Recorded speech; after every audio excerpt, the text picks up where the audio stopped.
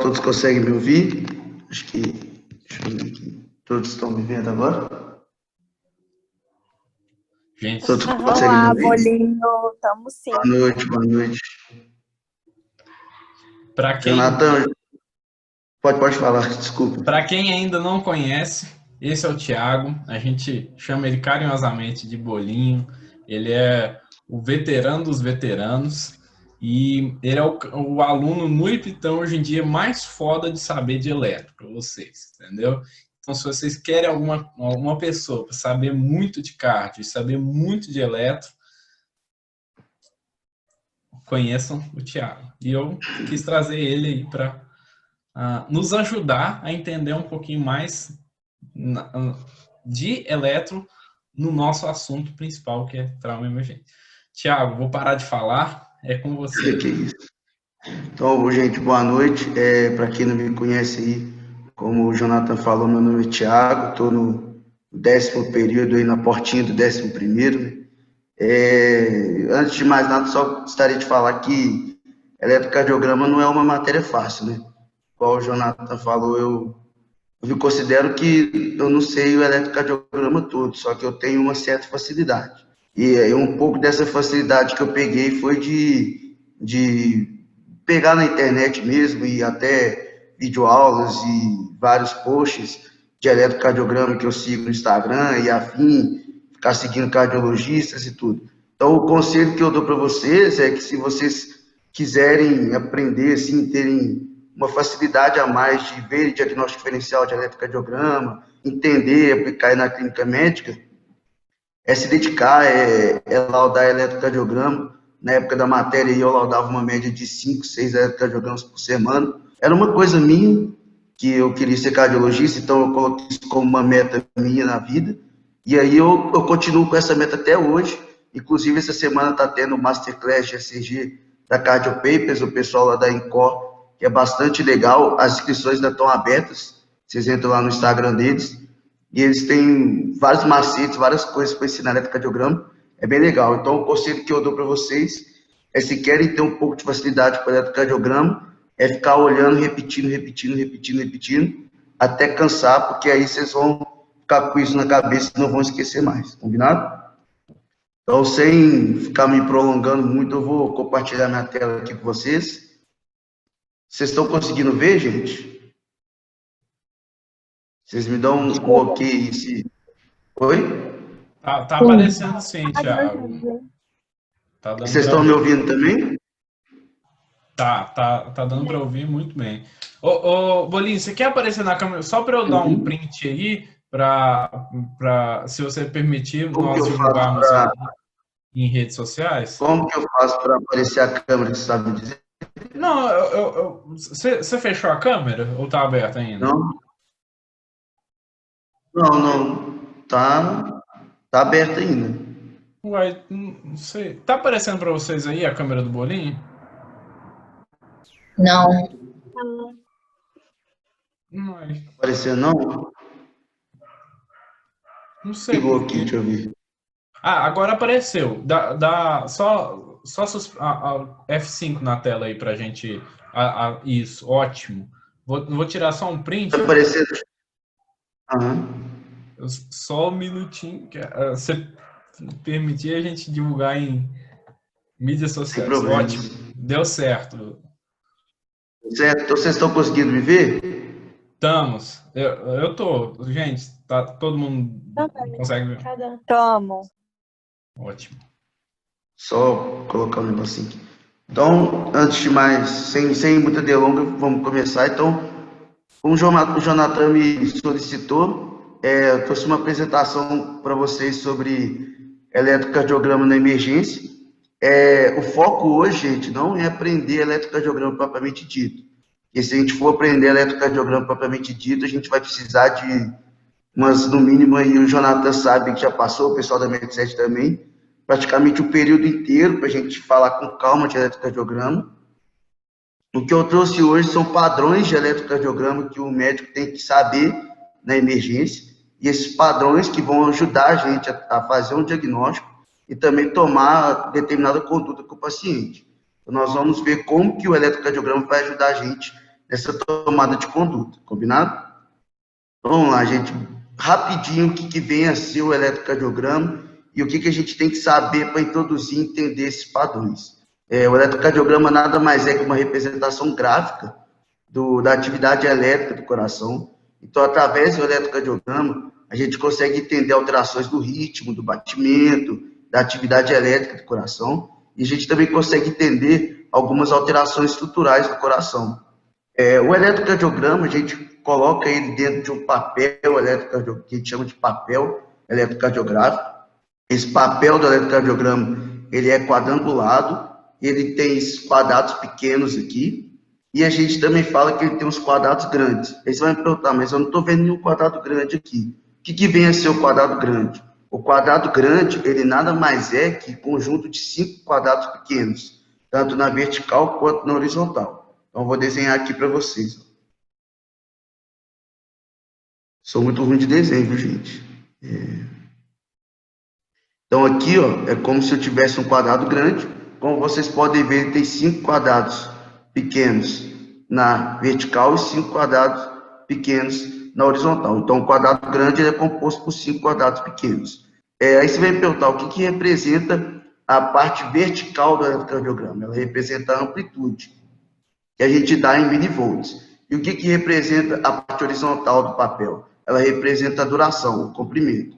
A gente vai colocar ela em milissegundos, ou então vai colocar ela em segundos. Aqui hoje eu não vou falar para vocês os valores nem nada, pois não é o foco, e aí a gente vai acabar fugindo do foco da apresentação. Mas o que nós temos que saber e entender, para a gente entender os padrões para frente, é que um quadrado pequeno na amplitude e no comprimento, ele tem 1 milímetro. Então, o quadrado pequeno na amplitude tem 1 milímetro, e o quadrado pequeno no comprimento, ele tem 1 milímetro. Bom, sabendo disso, a gente vai representar o eletrocardiograma, como está mostrado aqui, no papel eletrocardiográfico. E ele tem algumas ondas, como a onda P, o complexo QRS, a onda T, e ele tem alguns intervalos, segmentos e tudo. O que vem a ser a onda P? A onda P, ela representa nada mais que a contração dos átomos, a despolarização dos átomos. E o complexo QRS, ele representa a despolarização, a contração dos ventrículos. Já a onda T, ela representa a repolarização do ventrículo, ou seja, quando o ventrículo volta para o estado de repouso. E esses intervalos? O que são esses intervalos? O segmento PR. O segmento PR, ele vai do final da onda P até o início do complexo QRS. E o segmento ST, ele vai do final do complexo QRS até o início da onda T. O intervalo PR, ele vai do início da onda P até o início do complexo QRS. Enquanto que o intervalo T, ele vai do início do complexo QRS até o final da onda T. Tá, mas, Thiago, eu preciso saber agora esses valores, como que eu sei que está normal e tudo. Não, esse não é o nosso foco. O que a gente tem que saber aqui, para ter um eletrocardiograma, tem que ter todos esses traçados aqui. Nós vamos ver que esses traçados variam de acordo com os padrões. Mas o que eu tenho que saber para entender os padrões lá na frente? Por exemplo, o eletrocardiograma, ele tem o que a gente chama de linha de base. O que é uma linha de base?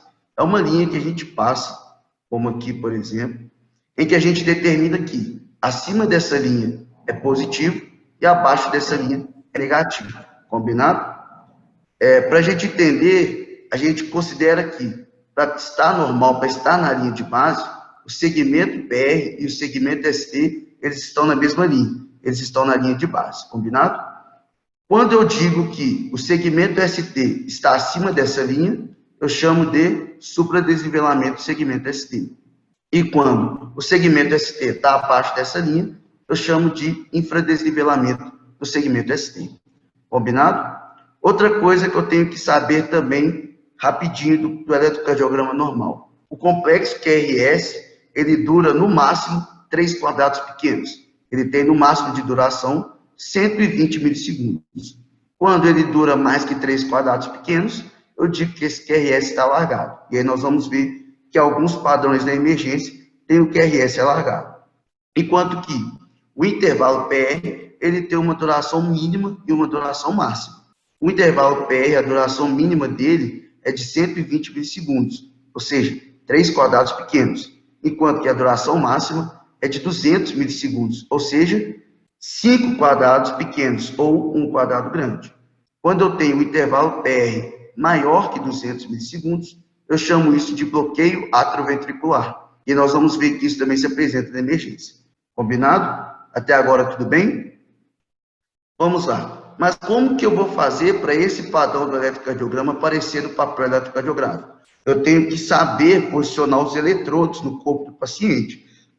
Primeiramente, porque eu vou ter que manejar, eu vou ter que fazer esse eletro do paciente na emergência, e se eu não colocar esses eletrodos da forma correta, eu vou fazer com que o papel do eletrocardiográfico saia da forma incorreta, eu vou interpretar o eletrocardiograma de forma incorreta, e minha conduta também vai ser totalmente errada. Como que eu vou fazer? Eu vou dispor de 10 eletrodos no corpo do paciente, 4 nos membros e 6 no tórax, no precórdio do paciente. Os do membros. No membro superior direito, eu vou colocar o eletrodo da cor vermelha. No membro inferior direito, eu vou colocar o eletrodo da cor preta. No membro superior esquerdo, da cor amarela. E no membro inferior esquerdo, da cor verde. Como vocês podem ver, aqui tem um macetinho. O coração ele fica do lado esquerdo do corpo, do lado esquerdo do tórax. Então, o Brasil está no lado esquerdo do tórax, enquanto que o Flamengo está no lado direito do tórax, está no lado direito do paciente. E se vocês perceberem, as cores mais escuras estão abaixo, enquanto as cores mais claras estão em cima. Combinado? E agora, como que eu vou colocar os eletrodos do tórax do paciente? Eu vou colocar os 6 eletrodos. V1, V2, V3, V4, V5 e V6. V1 eu vou colocar no quarto espaço intercostal para external à direita. Enquanto que V2 eu vou colocar no quarto espaço intercostal para external, só que agora do lado esquerdo do tórax, combinado?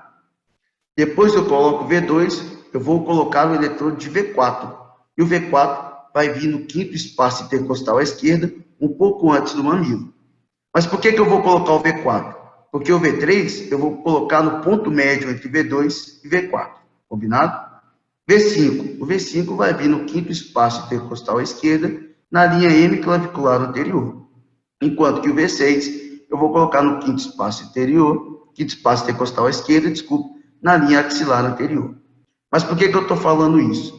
Porque isso, na hora que eu precisar fazer o eletrocardiograma do paciente na emergência, eu tenho que posicionar esses eletrodos dessa forma, para que o eletrocardiograma saia da forma correta e eu consiga interpretar da forma correta o eletrocardiograma do paciente. Hoje nós vamos focar em duas situações principais, a síndrome coronariana aguda e as arritmias. Existem outras indicações de realizar eletrocardiograma na emergência, mas essas são as duas comuns. Combinado? O que vem a ser a síndrome coronariana aguda? Uma breve apresentação. Ela nada mais é que um conjunto de sinais e sintomas relacionados à obstrução da artéria coronária. Essa obstrução vai levar à falta de fluxo sanguíneo no miocárdio do paciente e vai fazer com que esse miocárdio ou venha a morrer, sofrer um infarto, ou venha a ter uma isquemia. A fisiopatologia é uma quebra do balanço da oferta e da demanda e da oferta de oxigênio no tecido miocárdio. E a principal causa disso é a progressão da placa ateromatosa, como todos nós conhecemos. Então, essa placa ateromatosa, quando ela obstruir por completo ou obstruir em uma determinada parte o fluxo sanguíneo do miocárdio desse paciente, nós vamos ter duas situações. Uma situação em que eu vou ter um supradesivelamento do segmento ST no eletrocardiograma, ou uma situação que eu vou ter o infradesivelamento do segmento ST no eletrocardiograma. Quando eu tiver o supra de ST, eu estou falando que esse paciente sofreu um infarto agudo do miocárdio, eu estou falando que o tecido do coração desse paciente teve uma morte, isso ficou irreversível. Quando eu falar que esse paciente tem no eletrocardiograma uma alteração que não é o supra do segmento ST, eu posso ter duas situações. Uma angina estável, basicamente uma isquemia, e um infarto agudo do miocárdio sem supra do segmento ST. Mas aí você vai me perguntar, mas Thiago, como que eu vou identificar isso na emergência? Como que eu vou fazer esse diagnóstico? Vamos ver isso agora. Como que eu vou suspeitar de uma síndrome coronariana aguda? A gente suspeita quando a gente fala que o paciente chega na emergência com uma angina típica. E essa angina típica, ela tem 3 fatores principais. O primeiro é uma dor reto-external em queimação, em aperto. Essa dor, que ela é desencadeada por esforço físico, ou por um estresse emocional, ou qualquer outro tipo de estresse. e é uma dor que pode se aliviar ou não com repouso ou com o uso do nitrato. Na maioria das vezes, essa sintomatologia da angina típica está associada com vômito, sudorese, uma irradiação para o membro superior esquerdo, para a mandíbula, e é uma dor que tende a durar mais de 10 minutos, fazendo o paciente procurar emergência. Tem um sinal bastante comum na semiologia, vocês vão lembrar, que é o sinal do Levine, que é o sinal em que o paciente está fazendo com o punho cerrado do tórax, como se fosse uma representação dessa dor em queimação ou em aperto reto external. E aí você vai me perguntar, então, Tiago, todos os pacientes vão se apresentar na emergência dessa forma? Não. Nós temos que ter atenção aos pacientes que fazem apresentação atípica. Quais são os pacientes que fazem apresentação atípica? São os pacientes do sexo feminino e são os pacientes portadores de diabetes mellitus. O que esses pacientes podem apresentar?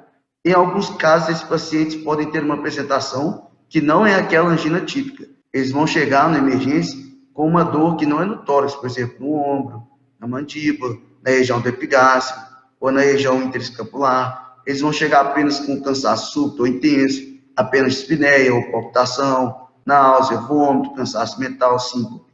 Então, se um paciente, por exemplo, do sexo feminino, chegar com uma síncope ou uma confusão mental, eu tenho que ficar alerta que essa paciente pode estar se apresentando por uma síndrome coronariana aguda.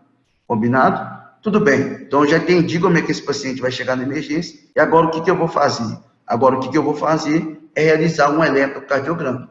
Esse eletrocardiograma tem que ser realizado em um prazo de até 10 minutos. No máximo 10 minutos, já tem que ter feito o eletrocardiograma do paciente. Por isso que é importante a gente ter conhecido como que coloca os eletrodos no corpo do paciente para a realização do eletrocardiograma. Eu não posso perder tempo. Então, na frente, nós vamos entender porque que a gente não pode perder tempo. E aí, depois que eu realizei o eletrocardiograma, eu vou classificar a síndrome coronariana em angina instável, infarto agudo com supra do segmento ST, ou infarto agudo do miocárdio sem supra do segmento ST. Tudo bem, essa diferenciação vai ser feita pelo eletrocardiograma. Mas como que eu faço essa diferenciação? Basicamente, quando eu falo que tem infarto agudo do miocárdio, com supra do segmento ST, eu estou dizendo o seguinte, eu estou dizendo que naquele eletrocardiograma do paciente com síndrome coronariana aguda, eu vou ter um supradesnivelamento do segmento ST. Aqui eu trouxe uma representação de como que é esse supradesnivelamento do segmento ST. Vamos lembrar que eu tenho a linha média do eletrocardiograma e o segmento ST, ele está acima dessa linha média. Então, se o paciente tem essa apresentação do eletrocardiograma, eu digo que ele tem um supradesnivelamento do segmento ST. Quando eu falo que esse paciente tem um supradesnivelamento do segmento ST, eu estou dizendo que esse paciente possui um infarto agudo do miocárdio. Ou seja, eu estou dizendo que aquela artéria coronariana, ela foi ocluída totalmente e isso levou à morte daquele tecido. Então, o paciente está com infarto agudo do miocárdio. Então, nesse paciente, eu não preciso dosar as enzimas, os biomarcadores de lesão cardíaca, pois eu sei que esse paciente já tem uma morte celular. Mas por que eu estou colocando isso daqui? Porque isso de não dosar a troponina, não dosar a CK-IBB, CPK e tudo mais, isso é uma coisa de teoria, isso é uma coisa que a gente vê em livro. Aqui eu vou trazer um relato, por exemplo, que eu vejo muito lá na Santa Casa, no pronto-socorro, quando eu fiquei lá no período passado no estágio, e quando eu fico. Um paciente com infarto agudo, com síndrome coronariana aguda, e que tem um eletro com supra de segmento ST, esse paciente é considerado vaga zero, ou seja, ele tem que ser mandado para aquele hospital de referência para fazer o tratamento específico e a vaga dele está garantida, não pode se contestar a vaga dele. Mas alguns hospitais solicitam que o paciente seja mandado para aquele local com o eletrocardiograma demonstrando supra de segmento ST e o exame laboratorial demonstrando que eu tenho, por exemplo, a troponina positiva. Lembrando que paciente com infarto agudo do miocárdio com supra de segmento ST é vaga zero. Eu não preciso dosar a troponina para garantir a vaga zero desse paciente. Mas em alguns locais na prática a gente vê isso. Tudo bem, mas como que eu vou diagnosticar que tem um supra de segmento ST no eletrocardiograma? Eu tenho que ter um certo cuidado, pois nem todo supra de segmento ST é infarto. Primeira coisa, tem que ter a clínica da síndrome coronariana aguda, a clínica soberana. Para eu dizer que aquele paciente tem supra do segmento ST, aquele supra do segmento ST tem que estar em 2 ou mais derivações contíguas. O que vem a ser 2 ou mais derivações contíguas? Venham a ser derivações do eletrocardiograma que representam o mesmo território do coração, mesmo território muscular, mesmo território do miocárdio, e aquele território que recebe o mesmo fluxo sanguíneo, em que a irrigação sanguínea vem apenas de uma artéria coronariana. Combinado? Então, por exemplo, eu tenho que ter um supra do segmento ST, por exemplo, em D1 e AVL, que nós vamos ver mais à frente, que corresponde a um infarto de parede lateral alta. Combinado? Agora, quando eu tenho supra do segmento ST nas derivações V2 e V3, eu tenho que ter um certo cuidado na análise desse supra do segmento ST. Pois, para eu dizer que é um supra do segmento ST, a minha análise varia de acordo com a idade e de acordo com o sexo. Então, por exemplo, paciente do sexo feminino, para eu dizer que aquele supra do segmento ST é decorrente de uma síndrome coronária aguda, ele tem que estar maior ou igual a 1,5 milímetros da linha de base. Combinado? E no homem? O homem varia de acordo com a idade. Homens com idade maior ou igual a 40 anos, o supra do segmento ST tem que estar acima ou igual a 2 milímetros da linha de base. Enquanto que homens com idade menor que 40 anos tem que ter o supra do segmento ST maior ou igual a 2,5 milímetros da linha de base do eletrocardiograma.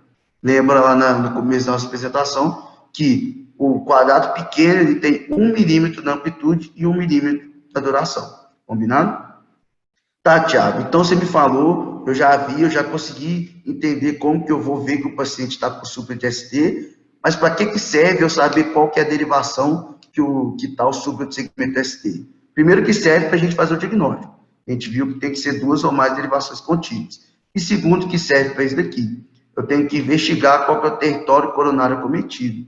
Ou seja, eu tenho que dizer para o médico que eu vou estar encaminhando esse paciente onde que é o possível local que vai estar acometido a oclusão da artéria coronária. Ou seja, eu tenho que dizer que se é na artéria circunflexa, se é na artéria descendente anterior, se é na artéria coronária direita. Para quê?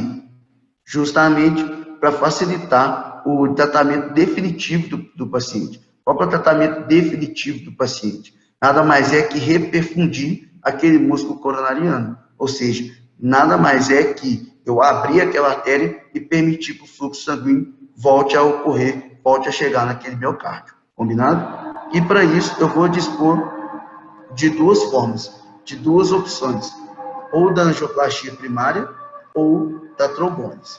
Se eu estou no hospital em que ele tem o serviço de hemodinâmica, eu vou optar pela angioplastia primária. Se eu estou no hospital, por exemplo, como a Santa Casa, que não tem serviço de hemodinâmica, eu posso ou não optar pela angioplastia primária, ou eu posso optar pela trombólise. O que vem a ser angioplastia primária? Angioplastia primária nada mais é que o famoso colocar o stent. Eu vou introduzir um catéter pela artéria ou radial ou femoral daquele paciente, eu vou ver, através de contraste, onde que está ocluído aquele trombo, e aí, com isso, eu vou fazer ou um stent farmacológico ou um stent manual. O stent manual, eu vou colocar uma redinha que vai puxar a placa ateromatosa de volta para o endotélio e vai permitir a volta do fluxo sanguíneo. Enquanto que o stent farmacológico, eu vou jogar alguns medicamentos que vão fazer uma reação inflamatória e vão fazer uma vasodilatação, vão abrir aquela placa ateromatosa e vai permitir a volta do fluxo sanguíneo. Quando que eu vou optar pela angioplastia primária? Eu opto pela angioplastia primária quando, primeiro, eu estou no serviço de referência que tem o serviço de hemodinâmica e quando o meu tempo porta-balão, ele é no máximo 120 minutos. O que é esse tempo porta-balão? Tempo porta-balão nada mais é que o tempo desde o momento em que eu realizei o eletrocardiograma até o tempo em que o paciente está na mesa realizando o serviço de hemodinâmica, está realizando a angioplastia primária. Então, por isso que é importante eu fazer o eletrocardiograma em no máximo 10 minutos, para que eu possa, por exemplo, dar o prazo de 90 minutos e realizar a angioplastia primária. Ela tem a taxa de reperfusão com a angioplastia primária, ela é maior do que com a trombólise. E quando o meu tempo porta-balão é maior que 120 minutos, ou quando eu estou num serviço que não tem o serviço de hemodinâmica, eu posso optar, por exemplo, pela trombólise, que nada mais é que um medicamento fibrinolítico que vai dissolver aquele trombo e vai permitir que o fluxo sanguíneo volte para aquele tecido miocárdio. Combinado? Aqui eu trouxe para vocês 2 eletrocardiogramas para a gente entender como que se apresenta um supra do segmento ST no eletrocardiograma. Como vocês podem ver, eu tenho um supra na derivação D2, eu tenho um supra na derivação D3, supra do segmento ST, e eu tenho um supra do segmento ST na derivação AVF. Aí você pode me falar, também tem um supra aqui em V5, também tem um supra aqui em V6. Também tem, mas o mais importante nesse caso é o supra em D2, D3 e VF. Isso daqui denota para a gente que é um infarto de parede inferior. E aí nós vamos ver para frente que no caso em que eu tenho um supra de parede inferior, eu tenho que investigar o infarto de ventrículo direito. Combinado? Enquanto nesse eletro aqui de baixo, eu tenho um supra em D1, como vocês podem ver que está bem de leve. Eu tenho um supra em AVL, como vocês podem ver aqui. Supra em V1, em V2, em V3, em V4, em V5 e bem de leve em V6. Isso daqui denota para a gente que é um infarto de parede anterior extensa. Tá, Thiago? Tudo bem? Você já me falou, eu já consegui ver no eletrocardiograma como que eu acho um supra, mas como é que eu vou saber qual que é a parede, como é que eu vou saber qual que é a artéria? Tem esse quadradinho aqui que vai ajudar bastante a gente. Quando eu estou falando que o supra está na derivação D1 e AVL, significa que se é um infarto de parede lateral alta, ali próximo do ápice esquerdo, significa que a artéria circunflexa é que foi acometida. Quando eu tenho supra em D2, D3 e AVF, eu estou falando que isso é um infarto de parede inferior, como a gente viu aqui, e a artéria que está ocluída é ou a artéria coronariana esquerda ou a artéria coronária direita. Aí você vai me perguntar, beleza, ali na face diafragmática do coração, a artéria que passa é a artéria marginal direita, combinado, ela vem da artéria coronária direita. Mas eu não posso, então, Thiago, falar que isso é um infarto de artéria coronária direita, infarto de artéria marginal esquerda. Eu posso sim. Por que eu posso falar que é de coronária direita? Isso daqui é de extrema importância. O infarto de parede inferior é o principal infarto que se apresenta na emergência como infarto de ventrículo direito. Então, toda vez que eu tenho um paciente com infarto de parede inferior, eu tenho que investigar se esse paciente tem um infarto de ventrículo direito. Como que eu vou investigar? Eu vou fazer a derivação V3R e V4R. Aí você vai me perguntar, onde que eu coloco? Você não falou nada disso lá, quando a gente estava falando dos eletrodos. A derivação V3R e V4R, eu vou colocar no mesmo lugar das derivações V3 e V4, só que em vez de ser do lado esquerdo do tórax, vai ser do lado direito. Por isso, R de right, de direito. Combinado? Então, se eu tiver um supra de V3R e V4R, eu tenho um supra de artéria coronária direita. Combinado? E agora, se eu tiver um supra em V1 e V2, eu tenho infarto de parede anteroseptal, artéria descendente anterior. Se eu tiver um V1 e V2, uma hipótese de septo médio. Se eu tiver um supra em V3 e V4, eu também tenho um infarto de septo baixo e também a artéria cometida é a descendente anterior. E quando eu tiver um supra em V5 e V6, significa que eu tenho um infarto de parede apical, próximo ali do ictus córtex, e a artéria mais acometida é a artéria descendente anterior, mas também pode ser a artéria coronária direita, só que a gente fica com a artéria descendente anterior. Até aqui, tudo ok?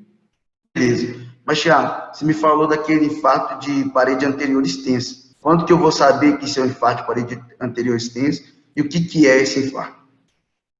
Vamos relembrar um pouquinho da anatomia. A artéria coronária esquerda, assim como a direita, elas saem da aorta, e no momento em que a artéria coronária direita sai do ósseo coronário da aorta, ela dá uma ramificação, 2 ramificações.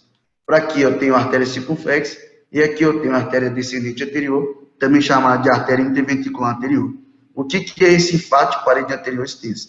Nada mais é que uma oclusão antes da bifurcação da artéria coronária esquerda. E aí toda a parede anterior do coração, pegando a parte lateral alta, a parte anterior, parte septal, parte apical do coração vão estar cometidos. Por isso que isso é um infarto que a gente chama de parede anterior extensa. Está pegando toda a parede anterior do coração.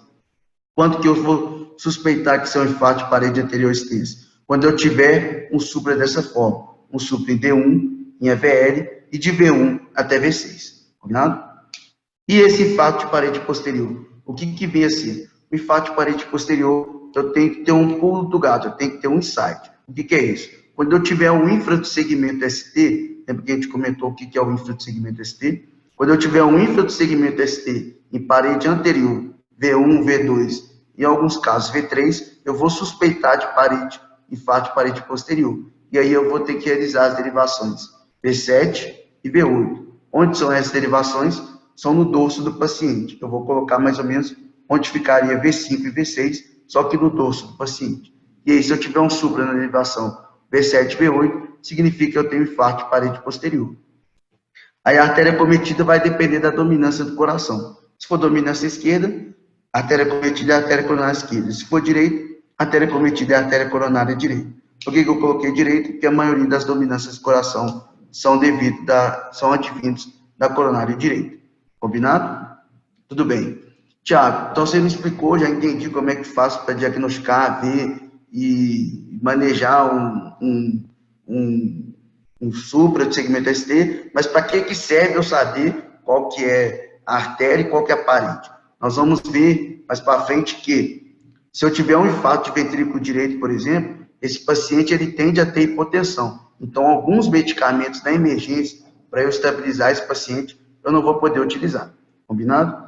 Tá. Você me falou então, Tiago, que se eu estou num serviço, eu tenho que fazer o tratamento agudo desse paciente. Eu tenho que abrir essa artéria, reperfundir. Ou angioplastia primária ou trombólise. Certo. Mas nem todos os pacientes vão dar a chance da gente fazer de forma imediata essa angioplastia ou trombólise. Esses pacientes podem ter alguma alteração hemodinâmica. E aí, primeiro, eu tenho que estabilizar esse paciente. Como que eu vou estabilizar? Eu tenho um mnemônimo, que são medicamentos que eu posso usar no paciente com síndrome coronariana aguda para estabilizar esse paciente e fazer, então, o tratamento definitivo. Qual que é o mnemônimo? O mnemônimo de Monabixer. Antigamente, era só Monabiche, até o H. Agora, os estudos demonstraram que o estatina, quando eu entro nas primeiras 24 horas, ele tem um fator benéfico no paciente também. Então, quer dizer que todo paciente com síndrome coronariana, eu vou usar esse Monabiche, eu vou usar esses medicamentos? Não, não são todos. Quais são os medicamentos? M de morfina, O de oxigênio, N de nitrato, A de aspirina, B de beta-bloqueador, I de ECA, C de clopidogrel, H de heparina e E de estatina. Combinado? Vamos lá, quais são os medicamentos que eu vou usar em todos os pacientes? Eu vou usar em todos os pacientes a aspirina e eu vou usar em todos os pacientes o clopidogrel. Aspirina, eu vou dar uma dose de 300 miligramas, ou seja, cada comprimido de aspirina tem 100 miligramas, eu vou dar 100 miligramas, eu vou dar 3 comprimidos, vou pedir esse paciente para mastigar os comprimidos, combinado? Enquanto que o clopidogrel, eu vou dar uma dose de 600 miligramas, ele vai tomar o comprimido. Cada comprimido tem 75 miligramas, então eu vou dar 8 comprimidos para esse paciente. Um novo estudo demonstrou que tem outros antiagregantes plaquetários da família do clopidogrel. Eu posso usar o ticagrelor, eu posso usar o prasugrel, mas esses medicamentos eles são mais caros e não tem todos os serviços. E o estudo demonstrou também que, se for um paciente com idade maior ou igual a 75 anos, eu não dou a dose de 600 miligramas. Eu dou apenas um comprimido de 75 miligramas de clopidogrel. Combinado? Então, esses dois são os comprimidos que eu vou fazer no paciente. E os outros medicamentos? Não são para todos, vai variar. Por exemplo, o oxigênio. Eu vou fazer no paciente que tem saturação de oxigênio menor que 90%, ou se ele tiver com algum sinal de insuficiência respiratória. O nitrato nós temos dois, o de ação rápida e o de ação lenta. Eu quero que o paciente diminua a dor, então vou usar um de ação rápida. Qual que é o de ação rápida? É o de nitrato de isosorbida. Guarda aí, Isordil, ele é de 5 miligramas. Eu coloco debaixo da língua do paciente. E eu posso repetir em até 3 vezes, ou seja, em prazo de 5 minutos. Se o paciente continua com a dor, mesmo eu dando nitrato, eu posso repetir em até 3 comprimidos de nitrato nesse paciente. Mas são em todos os pacientes que eu vou usar nitrato? Não. Eu não vou usar naqueles pacientes com infarto de ventrículo direito, lembrando que o infarto de ventrículo direito tende a hipotensão, o nitrato vai fazer vasodilatação, vai piorar a hipotensão.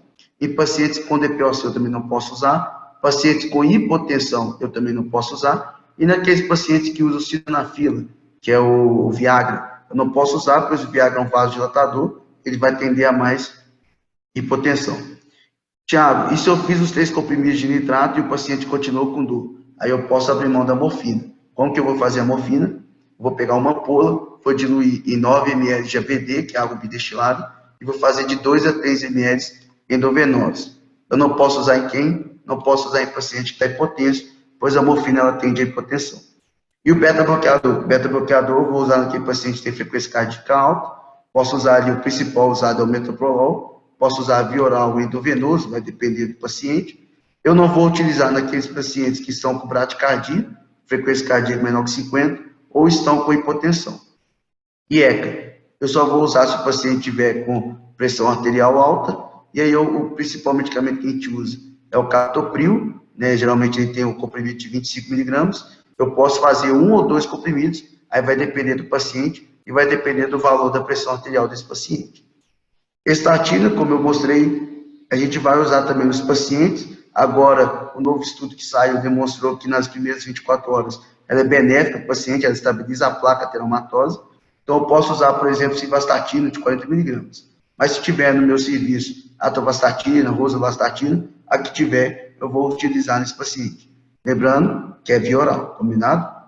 E a heparina? A heparina se utiliza para prevenir que esse paciente venha a ter efeitos como coagulação intravascular disseminada. O paciente, por exemplo, pode ter ou deslocamento de estômago, pode fazer um AVC, pode fazer um TVP, pode fazer um TEP. Quanto que a gente vai utilizar? Se eu vou utilizar o trombolítico, eu tenho que fazer 30 minutos antes do trombolítico. O trombolítico ali é o alteplase ou o tenecteplase. Lembra lá das indicações que a gente falou. Agora, se esse paciente for para hemodiálise, for fazer o cateterismo, angioplastia, eu também tenho que usar heparina. Mas aí, isso é mais para o hemodinamicista, porque o hemodinamicista vai ter que manejar a heparina para fazer o serviço dele. Então, se o paciente for para angioplastia, liga lá para o serviço de hemodinâmico, conversa com o médico e vê se é benéfico ou não fazer essa heparina na emergência do paciente. Combinado? Então, Thiago, agora eu entendi tudo do infarto com supra e os outros. Os outros também são importantes. O angina instável e o infarto agudo do miocárdio sem supra de segmento ST. Os dois vão ter o eletrocardiograma da seguinte forma: eu não vou ter o supra de segmento ST. Como assim eu não vou ter o supra de segmento ST? O eletrocardiograma ou ele vai estar normal, ou ele vai ter o infra de segmento ST, que é a apresentação mais comum, ou então eu vou ter uma alteração de repolarização precoce. O que é essa alteração de repolarização precoce? É uma onda T invertida, ou seja, se naquela derivação a onda T é positiva, e aí eu pego um paciente que na emergência, na vigência de dor, está com uma onda T invertida, esse paciente pode estar fazendo ou uma angina instável ou um infarto sem supra de segmento ST. Como eu falei, o mais comum é o infra de segmento ST. Se a gente lembrar lá, quando a gente falou do início da aula, a linha de base do eletrocardiograma, o infra de segmento ST é quando o segmento ST está abaixo da linha de base do eletrocardiograma. E aí isso eu considero quando está acima de 1 milímetro, abaixo de 1 milímetro da linha de base do eletrocardiograma. Combinado? Tá, Thiago. Mas como que eu vou diferenciar, então, um infarto sem supra e uma angina instável? O que é infarto? Infarto é uma morte celular. Então, o eletrocardiograma não me mostrou que está tendo uma morte celular. O eletrocardiograma está me mostrando que tem uma alteração na musculatura. Como que eu vou saber que esse músculo está morto, está em necrose? Eu vou dosar os biomarcadores de lesão cardíaca. Se eles vierem positivos, principalmente a troponina, se eu tiver o eletro normal, mais o biomarcador positivo, ou seja, a troponina positiva, eu estou diante de um infarto sem supra de segmento ST. Se eu tiver diante de um paciente com eletrocardiograma sem supra de segmento ST e o biomarcador está negativo, ou seja, a troponina está negativa, eu estou diante de uma angina instável. Beleza, Thiago, já entendi então como é que eu vou fazer essa diferenciação, mas para que serve essa minha diferenciação? Basicamente, te serve para saber que, por exemplo, o paciente com infarto sem supra de segmento ST, ele tende a piorar e tende a fazer um supra de segmento ST. Enquanto que o paciente com angina instável pode fazer isso? Pode, mas a probabilidade é um pouco menor. Como que eu vou tratar esses pacientes? O tratamento é igual. Eu tenho que fazer também o tratamento definitivo, só que não é com tanta emergência igual no com supra de segmento ST. eu vou mandar esse paciente para o cateterismo, só que agora eu vou mandar ele de forma eletiva, ou seja, dentro ali de um prazo de 24 a 48 horas, vai depender da clínica do paciente, dentro de um prazo de 24 a 48 horas, esse paciente tem que fazer um cateterismo. E esse cateterismo vai demonstrar o padrão de obstrução, o grau de obstrução daquela artéria. Dependendo do grau de obstrução, esse paciente ou vai ter que fazer uma angioplastia, ou vai ter que fazer uma cirurgia de revascularização miocárdica, que é a colocação de pontes à fenda. Combinado? Ah, mas o paciente está instável, ele está sentindo muita dor, a pressão está alta, a frequência cardíaca está alta. O que eu vou fazer? Dentro do protocolo Monabich, eu vou fazer os mesmos medicamentos, com aqueles mesmos cuidados que a gente falou. A única exceção é que, em um paciente com angina instável ou infarto sem supra, em vez de eu fazer 600 mg de clopidogrel, eu vou fazer agora 300 mg de clopidogrel, ou seja, 4 comprimidos de clopidogrel, combinado? E aí, o resto dos medicamentos é o mesmo cuidado e a mesma dose no infarto com supra, beleza? E aqui eu trouxe um eletrocardiograma para vocês verem que, olha onde que eu tenho infra, V1, V2, V3 e também em V4, um pouquinho V5, mas essas são as mais importantes. Por que eu trouxe? Você vai virar e falar assim, ah, Thiago, você falou anteriormente que se eu tivesse um infra nas paredes, nas derivações de parede anterior, V1, V2, V3, V4, eu tenho que dosar ali, fazer as derivações V7, V8, se tiver um supra-infarto de parede posterior. Correto? Está certíssimo. Mas vamos supor que você fez a derivação V7, V8 e não veio com supra. Então eu vou ficar com duas hipóteses. Ou isso é uma angina instável, ou isso é um IAM sem supra de ST. Se eu dosar os biomarcadores, por exemplo, a troponina, ela estiver positiva, é um IAM sem supra de ST. Se eu dosar e estiver negativo, isso é uma angina instável. E aí a gente já viu rapidinho como é que a gente trata esse paciente. Combinado? Aqui eu trouxe um eletrocardiograma para trazer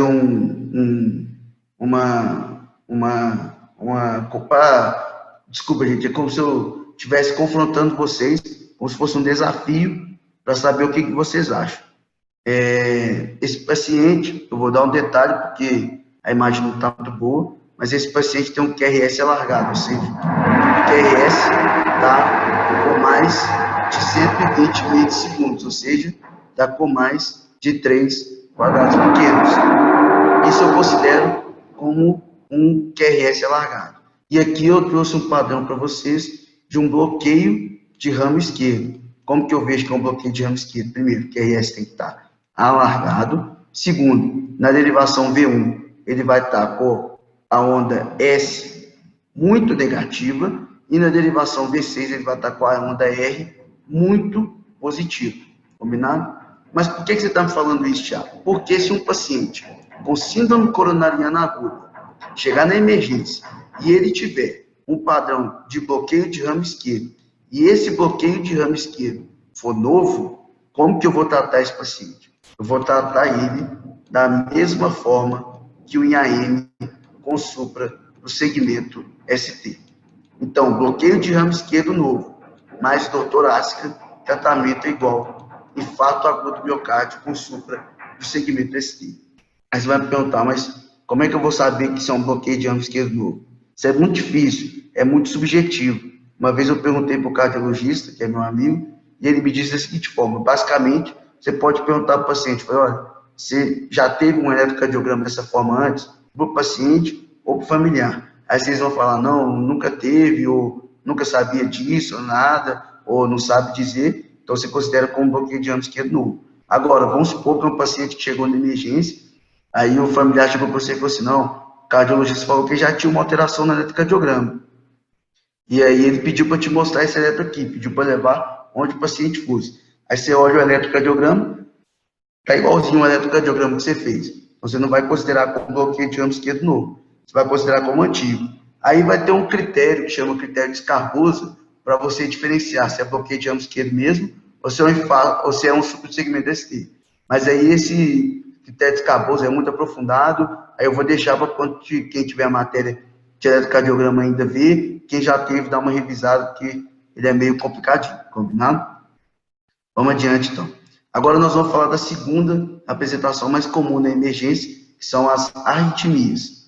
O que vem a ser arritmias? A arritmia nada mais é que um distúrbio no batimento do coração. Aí o batimento do coração ele pode ficar irregular, desorganizado, ele pode estar diminuído, ele pode estar aumentado.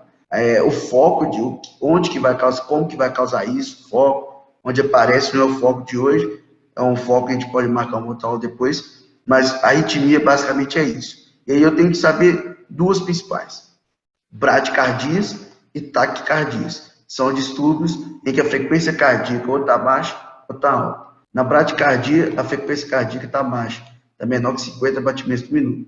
E a taquicardia, a frequência cardíaca está alta, maior que 100 batimentos por minuto. Aí você pode perguntar, fala só, Thiago, mas quando a gente está na faculdade, por exemplo, eu, não sei vocês, mas quando eu estava no primeiro período, a gente aprendeu ali que a frequência cardíaca era entre 60 e 100 batimentos por minuto. Mas isso mudou, se a gente pegar a terceira diretriz, que é o eletrocardiograma da Sociedade Brasileira de Cardiologia, a gente vai ver que a frequência cardíaca agora está um pouquinho mais baixa. O normal é entre 50 e 100. Então agora eu vou considerar a bradicardia abaixo de 50 e taquicardia continua sendo acima de 100. Mas como que eu vou suspeitar de um paciente que está na emergência com uma arritmia? Ou esse paciente vai me relatar uma palpitação, ou ele pode relatar uma taquicardia, ou ele pode relatar síncope, ou ele pode relatar um rebaixamento do nível de consciência. A taquicardia, ou o paciente pode relatar, ou a gente pode suspeitar na emergência. Colocar o oxímetro, ou for ver a frequência cardíaca do paciente de forma manual, ali, que a gente aprendeu na semiologia, a gente vê que a frequência cardíaca está acima de 100, ou acima de 100 na taquicardia, aí a gente vai suspeitar dessa arritmia. Combinado? Então, eu suspeitei que o paciente está com arritmia, o que eu vou fazer na emergência agora? Agora eu tenho que fazer três coisas. A primeira é fazer um eletrocardiograma de 12 derivações. Para quê? Para eu saber que esse paciente está com uma arritmia e saber qual arritmia é, se é uma bradi ou se é uma taque. E depois eu vou definir se o paciente está com pulso ou não. Se o paciente está com pulso, meu tratamento é de uma forma. Se o paciente está sem pulso, o meu tratamento é de uma forma completamente diferente. E eu tenho depois, com o paciente com pulso, eu tenho que determinar se ele está hemodinamicamente estável ou não. Se ele estiver hemodinamicamente estável, minha conduta é uma. Se ele estiver instável hemodinamicamente, a minha conduta é outra. E aí, como que eu sei que o paciente está instável hemodinamicamente? Através de 4 parâmetros. Ou o paciente está com a diminuição do nível de consciência, ou ele está com a dispneia, ou ele está com a dor torácica, ou ele está com a diminuição da pressão.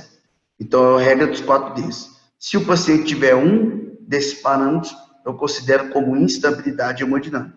Se ele não tiver nenhum, eu considero que o paciente está estável hemodinamicamente. Então, repetindo, quais são os 4 Ds? Dispneia, dor torácica, diminuição do nível de consciência, diminuição da pressão. Se o paciente tiver um desses parâmetros, ele está instável hemodinamicamente. Aí minha conduta vai mudar completamente diferente. Ser completamente diferente, nós vamos ver agora como é que vai ser. Vamos começar nas bradicardias. Estou relembrando, bradicardia é um distúrbio do batimento do coração e a frequência cardíaca fica abaixo de 50. Aí você vai me perguntar, Thiago, qual que é o ritmo que o paciente tem numa bradicardia? Ele pode se apresentar com uma bradicardia sinusal, BAV de primeiro grau, BAV de segundo grau, BAV de terceiro grau, ou também chamado BAV total. Eu preciso saber como que é esses ritmos, tem que dominar esses ritmos? Não, dominar não precisa saber não, mas você precisa pelo menos reconhecer na emergência para saber que o paciente está com uma bradicardia e saber qual que é o tipo de bradicardia, que nós vamos ver um pouquinho, que muda um pouquinho determinado tipo de bradicardia. Então, se eu vi que o paciente está com frequência cardíaca abaixo de 50, o que eu vou fazer primeiro? O eletrocardiograma. Aí eu vou ver qual dessas bradicardias aqui que o paciente tem. Beleza, já fiz, já vi. Depois, como que eu vou... O que eu tenho que fazer? Eu tenho que determinar o pulso do paciente, se está presente ou não. Pulso presente, tranquilo. Pulso presente, o que eu tenho que fazer? Determinar se esse paciente está estável ou instável hemodinamicamente. Lembra da regra lá dos 4 Ds. Se o paciente está estável hemodinamicamente, o que eu vou fazer? Eu vou tratar a causa. Como assim? Por exemplo, o paciente pode ter uma infecção que está fazendo ele ter uma bradicardia. Ou esse paciente tem algum outro distúrbio, um distúrbio, por exemplo, eletrolítico, que está fazendo ele ter uma bradicardia. Ou esse paciente, por exemplo, que é mais comum em idosos, ele está fazendo uma síndrome coronariana aguda, que está fazendo esse paciente ter uma bradicardia. Então, se ele está estável hemodinamicamente, eu tenho que investigar a causa e tratar a causa que está levando aquela bradicardia, combinado? Quando eu reverter a causa, a minha bradicardia vai reverter, beleza? Ah, mas o paciente está instável hemodinamicamente, por exemplo, ele está com diminuição do nível de consciência. O que eu vou fazer? Eu vou administrar um medicamento nesse paciente, chama atropina, na dose de 0,5 miligramas endovenosos. Eu posso repetir na dose de 5 minutos a mesma dose, até o máximo de 3 miligramas, ou seja, até o máximo de 6 doses. Na maioria das vezes, as bradicardias, elas revertem na primeira e na segunda dose da atropina, mas, na maioria das vezes, o BAV de terceiro grau, que é o BAVT, ele não vai resolver com a atropina. Então, o que eu tenho que fazer? Eu tenho que passar para a minha segunda opção, que é ou usar a dobutamina na bomba de difusão contínua, ou usar a adrenalina na bomba de difusão contínua, ou então eu passar o marcapasso transcutâneo. Qual que é o mais efetivo?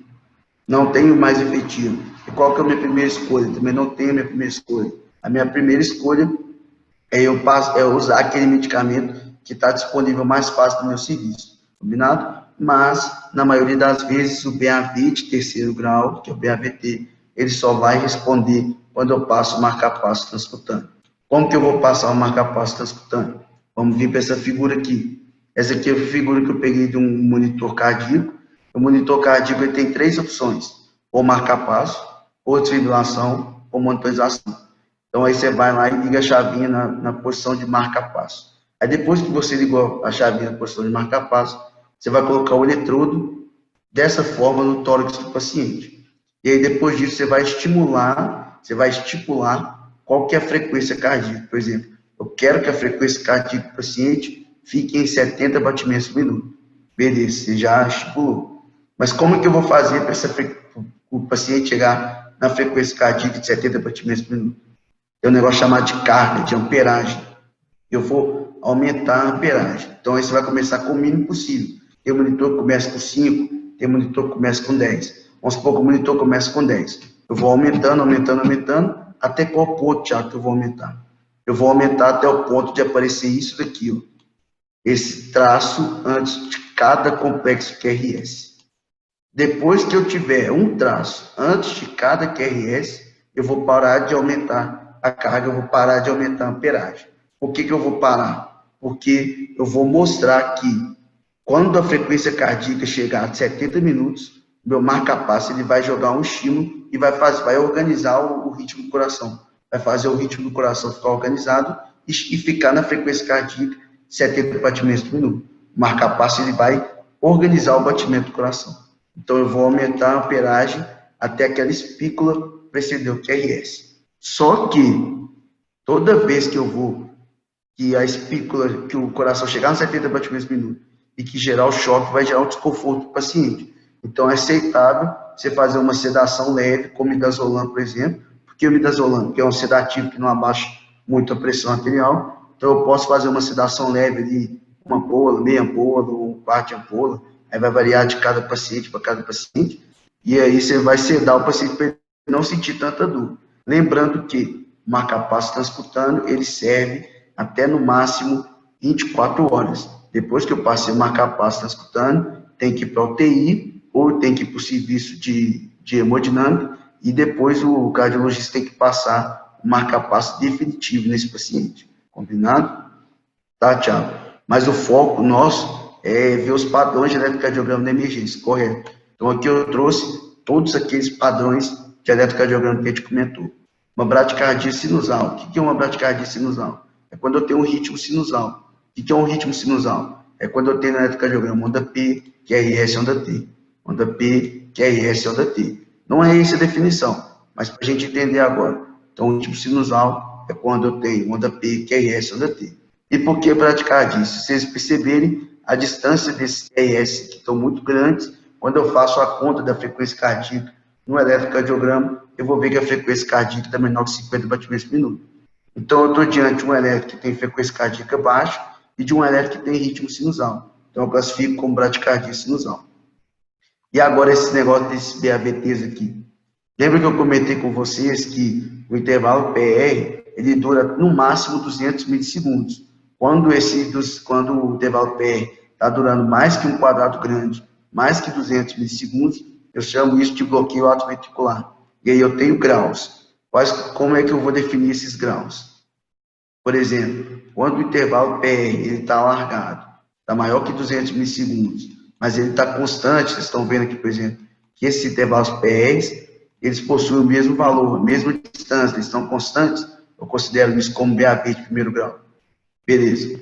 Quando eu tenho, por exemplo, um intervalo PR, que é ou diferente, ou igual dos demais intervalos PR, mas vocês estão percebendo aqui que eu tenho uma onda P que não está gerando um complexo QRS, então quando eu tiver um intervalo PR alargado ou não, mas eu tenho essa onda P, que a gente chama de onda P bloqueada, que não gera outro QRS, eu chamo isso de bloqueio atrioventricular de segundo grau, combinado?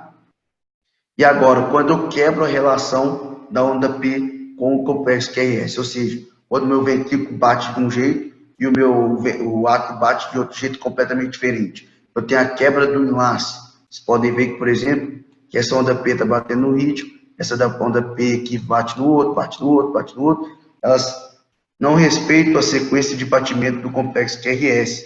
Vocês podem ver que não respeitam, porque aqui, por exemplo, essa onda P não gera um QRS, essa onda P está dentro do complexo QRS.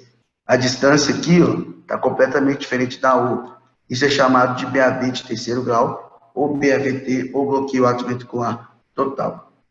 Beleza, Thiago, mas para que serve para mim na emergência eu saber que é um BAV de primeiro grau, de segundo grau, um BAVT? Como a gente comentou, um BAVT, ele tende a não responder com a atropina, ele tende a responder mais quando eu passo marca-passo transcutâneo, ou seja, quanto mais eu deixo essa escadinha aqui, maior a gravidade, quanto mais eu estiver próximo da seta, menor a chance da minha bradicardia responder à atropina, combinado?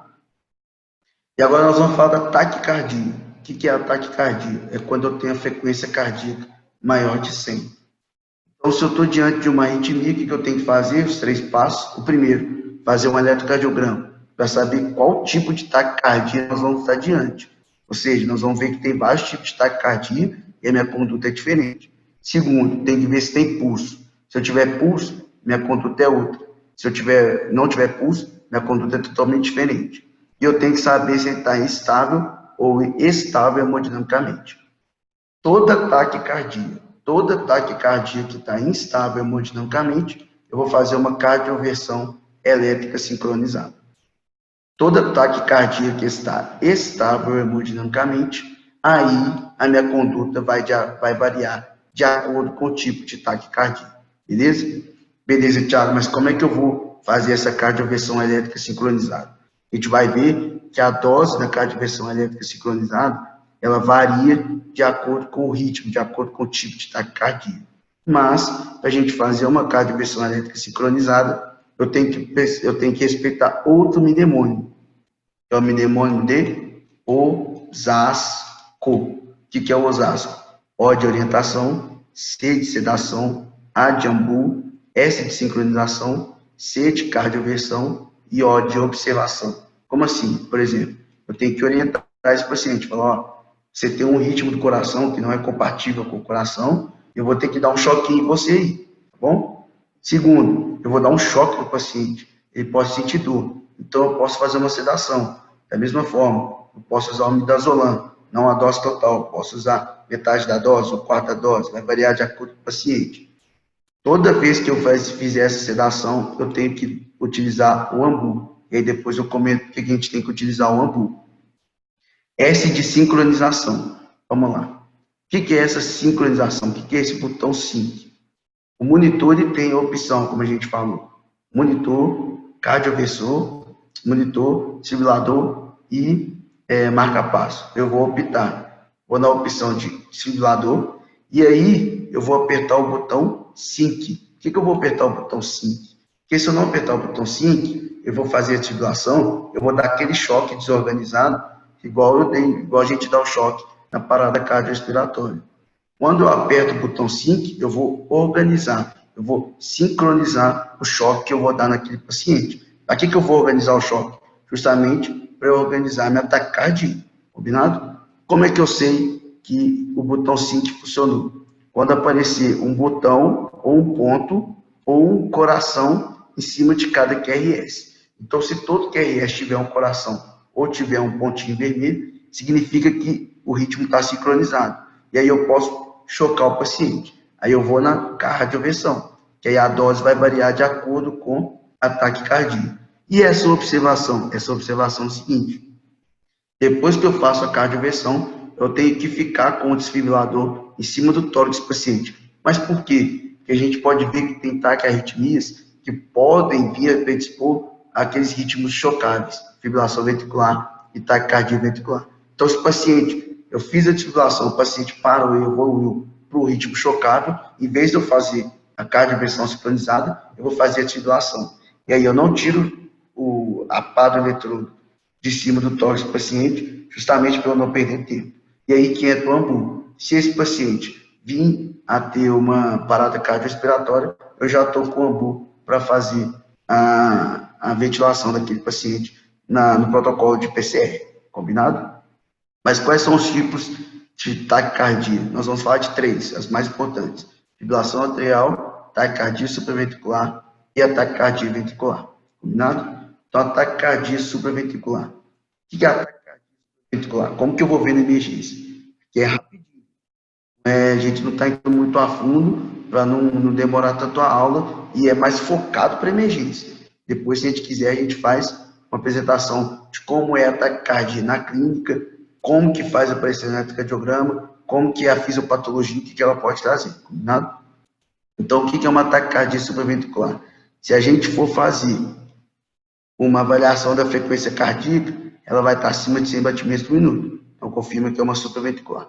Supraventricular significa que o foco da taquicardia está acima do ventrículo, mas não está no nosso sinusal. Então, se não está no nosso sinusal, eu não tenho a onda P, combinado? E como o estímulo não está no ventrículo, o meu QRS está estreito, ele está normal, ele está menor que 120 milissegundos, combinado? Então, é o que eu vejo aqui, ó. É o que eu vejo, um QRS estreito, menor que 120 minutos, e eu não tenho onda P. Isso daqui são as ondas T, combinado? E aí o diferencial da taquicardia supraventricular é que ela tem o RR regular, ou seja, a distância, essa distância é a mesma dessa distância, que é a mesma dessa distância, que é a mesma dessa distância, e assim vai. Ou seja, isso demonstra para mim que é o ritmo regular. Então, como que eu vejo na emergência, num eletrocardiograma, um traçado de taquicardia supraventricular? Eu vejo um RR, um ritmo regular, sem onda P e QRS estreito. Combinado? Essa forma aí o traçado do eletrocardiograma. E aí, o que eu tenho que fazer? Beleza, é um paciente que tem pulso, eu já fiz o eletro nele, agora eu tenho que determinar se esse paciente está estável ou instável hemodinamicamente. Se ele estiver estável hemodinamicamente, eu vou primeiro fazer uma manobra que a gente chama de manobra vagal, ou seja, ou eu vou fazer uma massagem no seio carotídeo, ou eu vou fazer uma valsalva invertida. O que essas manobras vão fazer? Elas vão jogar uma descarga de acetilcolina no coração desse paciente, que vai reverter a taquicardia, vai diminuir a frequência desse paciente. Massagem de seio carotídeo, eu pego o seio carotídeo e faço uma massagem. Lembrando que eu tenho que ter cuidado com idosos, a probabilidade de trombo ou de placa teromatosa na carótida, e aí se eu fizer essa massagem de seio carotídeo, esse trombo pode deslocar e gerar um AVC. Tem que tomar cuidado. E a valsalva invertida, o que é essa valsalva invertida? Eu pego uma seringa de 20 ml, peço para o paciente para soprar, depois que ele assoprou, a gente vai e coloca o paciente de cabeça para baixo, levanta as pernas, deita ele, levanta as pernas dele. Aí a gente vai ver que no ritmo tende a mudar essa taquicardia. Mas se essas manobras não funcionarem, a gente pode passar para o uso de medicamento, que é a adenosina. A adenosina, toda vez que a gente for administrar no paciente, a gente tem que informar que ele vai ter uma sensação meio estranha, como se tivesse uma sensação de parada. Combinado? Como que a gente vai fazer? A gente pode usar uma dose de 6 miligramas endovenosa, passou 5 minutos, não reverteu o ritmo do paciente, a gente pode passar uma dose de 2 miligramas, de 12 miligramas, que é 2 ampolas, combinado? Anteriormente, você tinha a sequência de 6 miligramas, 12. Agora, eles conseguiram ver que não tem tanta diferença, você pode passar para 6 e 12 miligramas. combinado? A adenosina dessas aqui é a que mais funciona. Na Santa Casa, no período passado, eu vi a reversão de uma taquicardia supraventricular com o uso de adenosina. É instantâneo, combinado? Agora, e se o paciente não tiver estável hemodinamicamente, ele tiver, por exemplo, com diminuição do nível de consciência, o que eu vou ter que fazer?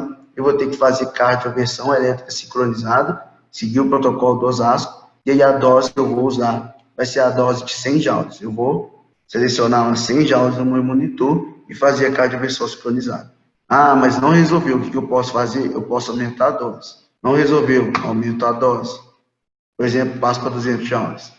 E aí, qual que é o máximo de dose que eu posso aumentar? Até no máximo de 360 joules. Combinado? E aí, depois que o paciente reverteu, ou com as manobras vagais, ou com a adenosina, ou com a cardioversão, eu posso estabilizar esse paciente, a frequência cardíaca dele, ou com beta-bloqueador, ou com bloqueador de canal de cálcio. E aí, dependendo, eu vou dar alta para esse paciente, pedir ele para procurar o cardiologista depois, ou dependendo da clínica, esse paciente vai ficar internado no meu serviço hospitalar. Combinado? Agora, a fibrilação atrial. Fibrilação atrial, o que é isso? Fibrilação atrial, como o nome diz, o átrio está fibrilando, ele está batendo muito rápido. Ele está batendo numa frequência de 450 a 600 batimentos por minuto. Isso é muito rápido. Mas por que faz isso? Porque ele tem vários focos de ativação do átrio dentro do próprio átrio, e esses focos vão ser completamente irregulares e desorganizados. Ele vai fazer o átrio fibrilar. Lembra que eu falei que esses focos vão fazer o átrio despolarizar de forma irregular e desorganizada? Então, como é que eu vou ver o meu eletrocardiograma? De uma forma irregular. Ou seja, eu vou ter um ritmo irregular. Essa distância é diferente dessa distância. É diferente dessa distância. Vocês estão vendo que essa distância é diferente? Ou seja, isso é um ritmo irregular do eletrocardiograma. Como o meu foco da arritmia não é no ventrículo, meu QRS está estreito. E como o foco não é no nosso sinusal, eu não tenho onda P. Eu posso ter umas ondas que eu chamo de ondas F, que simulam onda P, mas na verdade não é onda P. Combinado? Então, como é que eu vou ver um eletrocardiograma? Eu vou ver um eletrocardiograma, primeiro, com a frequência alta. Segundo, que a RS está estreito. Terceiro, o ritmo está irregular. E aí, como que eu vou tratar esse paciente na emergência? Primeiro, eu tenho que definir se esse paciente ele é crônico para FA ou se a FA dele é aguda. Como é que eu vou saber? É de novo subjetivo. Por exemplo, o paciente chegou na emergência, está com um eletrocardiograma lá. Aí a familiar chega e fala, aqui, ó, doutor, o eletrocardiograma dele, o médico pediu para toda vez que viesse na emergência trazer. Aí você olha, tem uma fibrilação atrial. Você considera isso uma fibrilação atrial crônica? Não, nunca tinha nada de coração, ele nunca procurou médico, não sabia de nada. Você considera isso como uma fibrilação atrial aguda. Mas por quê? Porque a gente vai ver que a conduta é diferente. Uma fibrilação atrial aguda, se o paciente está instável hemodinamicamente, está, por exemplo, dor torácica, o que a gente vai fazer? Cardioversão elétrica sincronizada, protocolo Osasco. Qual vai ser a dose que eu vou iniciar? 200 joules. Não resolveu? Eu aumento a dose, até no máximo de 360 joules. Mas e se o paciente está estável hemodinamicamente? Eu vou anticoagular esse paciente, aí eu posso dar a heparina para esse paciente, eu vou controlar a frequência cardíaca dele com, por exemplo, beta-bloqueador ou bloqueador de canal de cálcio, e eu vou dar um medicamento para fazer a cardioversão medicamentosa. Eu vou dar amiodarona para esse paciente. E a fibrilação atrial aguda, e em um prazo ali de poucas horas, com o uso de amiodarona, ela tende a se reverter de forma espontânea. Mas por que a anticoagulação? Porque a fibrilação atrial ela vai alterar a tríade de Wichel e vai predispor a formação de trombo intracapitário. E aí esse trombo pode deslocar, pode dar um AVC, um infarto, uma TVP, um TEP. Aí você anticoagula pensando que esse paciente pode ter um trombo intracapitário. Agora, na fibrilação atrial crônica, de novo, se está instável hemodinamicamente, o que eu vou fazer? Cardioversão elétrica sincronizada, protocolo de Osasco, começa com 200 joules, combinado? Se o paciente está estável hemodinamicamente, aí eu vou controlar a frequência cardíaca e, basicamente, eu vou utilizar heparina e anticoagulante oral, pensando que esse paciente tende a ter trombo intracavitário por conta da lesão de tríade de Wichel. E aí, entra isso daqui, ó. que é o eco transesofágico. É igualzinho o ecocardiograma, só que você faz através da ingestão de um tubo pelo esôfago. Por que você faz ele? Porque ele é mais sensível para ver trombo dentro do coração, ver trombo intracavitário. Se o meu serviço tem o eco transesofágico, eu vou fazer o eco transesofágico. Se o eco demonstrou que não tem trombo intracavitário, aí eu posso cardioverter e manter a anticoagulação ali 4 semanas ou mais. Anticoagulação ali com warfarina, xarelto, eriquise e assim vai. Se o eco demonstrou que tem trombo, eu não posso fazer a cardioversão. Aí eu vou manter o eco por no mínimo 3 semanas e depois programar a cardioversão elétrica. Combinado? Lógico, não é todo serviço que tem eco transesofágico. Se o serviço não tem eco transesofágico, eu controlo a frequência cardíaca, deixo o anticoagulante por 3 semanas ali e programa a cardioversão elétrica. Combinado? Agora a última, a taquicardia ventricular. A taquicardia ventricular. A taquicardia ventricular, o foco da taquicardia está dentro do ventrículo. Se o foco está dentro do ventrículo, significa que o meu ventrículo vai estar alterado, está diferente. Então, o meu ventrículo vai estar alargado, maior que 120 milissegundos, maior que 3 quadrados pequenos, como a gente está vendo aqui. Mas esse foco, ele é organizado. Então, se o meu foco ele é organizado, como que vai ser o meu ritmo? Regular. Então, a distância entre os complexos QRS são iguais. Então, isso é o ritmo regular. E como o foco da despolarização não está no átrio, eu não tenho onda P.